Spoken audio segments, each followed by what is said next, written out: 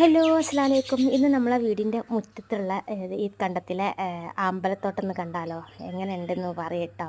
അത്യാവശ്യം നല്ല ആമ്പല വിരിഞ്ഞിട്ടുണ്ട്. ഇനി ഇതിലും നല്ല കൂടുതലായിട്ട് മൊത്തത്തിൽ ആമ്പല വിരിയും കേട്ടോ ഇവിടെ.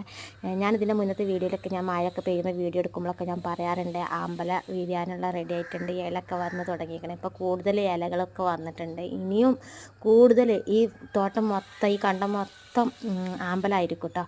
അപ്പോൾ ഞാൻ കുറച്ച് ആമ്പൽ അവിടെ പോയിട്ട് പറിച്ചിട്ടുണ്ട്. ഞാനല്ല, താത്തേനെ പറിച്ചത് കേട്ടോ. എനിക്ക് പേടിയാണ്, അട്ടൊക്കെ ഉള്ളതുകൊണ്ട് എനിക്ക് പേടിയാട്ടോ പറിക്കാൻ. അപ്പോൾ നല്ല സ്മെല്ലുണ്ട് കേട്ടോ, ഈ ആമ്പലം നല്ല സ്മെല്ലുണ്ട്. അപ്പം ഒരു പ്രത്യേക ഒരു സ്മെല്ലാണ് കേട്ടോ ഈ ആമ്പലക്ക്, നല്ലൊരു സ്മെല്ലാണ്.